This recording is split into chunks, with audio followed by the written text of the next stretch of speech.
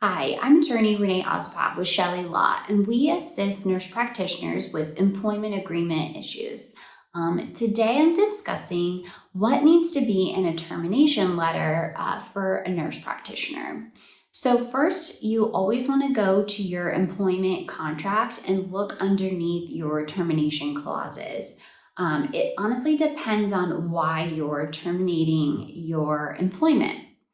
Um, so if you are terminating it just because you feel like it's not a good fit, you don't like the leadership, you hate the area, something like that, you'd want to look for the without cause termination.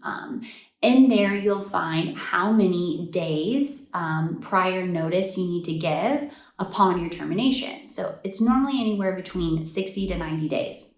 So in that case, if you're terminating your agreement for a without cause or no cause reason, you would just simply write in your termination letter that you are terminating your employment. You are giving your notice starting on this day, and then, per our agreement, my last day will be, and then insert whatever your last date will be. You also want to be really careful about how you deliver your termination letter. So again, that's outlined in your employment contract. You're going to look under the provision that says notices. Sometimes you're able to hand deliver your termination. Other times it has to be emailed or, certified mail to a certain address or multiple addresses.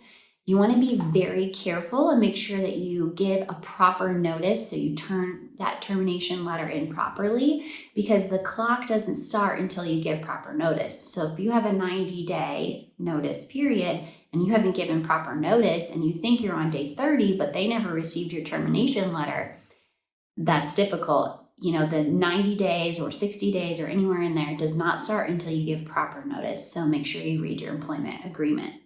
If it's a without cause termination and you have that clause in your contract, your termination letter can be very simple.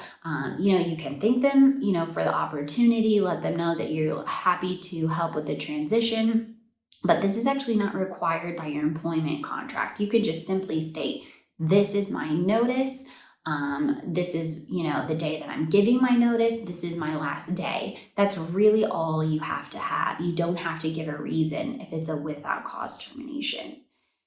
Now, let's talk about if you are in an instance where there's no without cause termination. So then it gets a little bit difficult. If you want to terminate your agreement, there's a couple different ways you can do it. So first of all, you have to know if they have breached the agreement. So that could let you out if they've breached. But you need to give them notice of the breach, what the breach is. Typically what this looks like is that they're not paying you.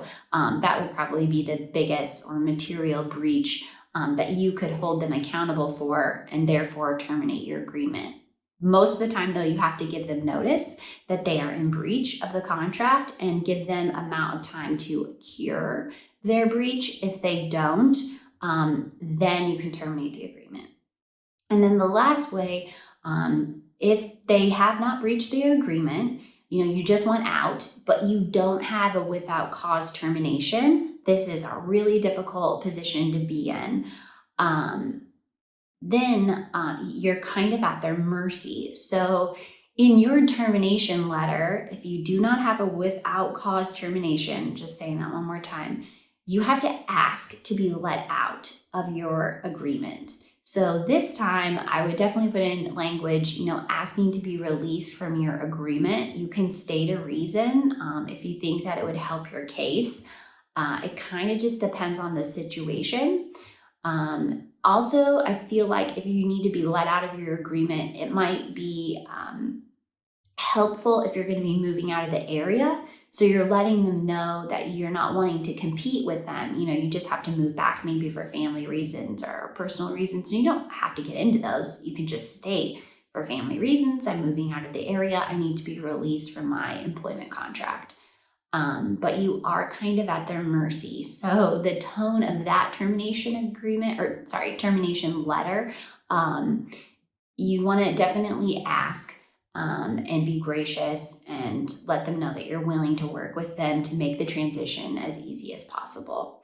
This is kind of a difficult situation. So I do recommend, if your contract does not have a without cause provision, sometimes it is better to consult with an attorney to kind of discuss the repercussions, because sometimes in employment agreements there are clauses that are called liquidated damages, which just mean that if you don't give proper notice or you terminate the agreement for any reason without their approval within, the specific period of time or the term of the agreement, they can ask for money from you, and that can be, tens of thousands of dollars. So this is definitely a serious thing that you want to take very seriously. Read your contract first. Look for that without cause termination.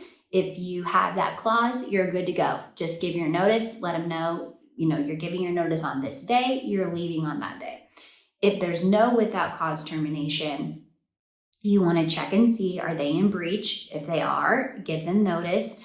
You may need to give them time to cure this, and if they don't, then you can terminate the agreement. And if they're not in breach of the contract, then you're kind of at their mercy. You have to be asked to be released. And you want to do this very carefully. And if you're in this situation, I always recommend consulting with an attorney who is familiar with employment contract issues, specifically for nurse practitioners within healthcare. So if you have any additional questions or you'd like to contact us, you can check out our website. It's Chelle Law, CHELLE law.com. We have more information, more videos, and we're happy to help. Thanks.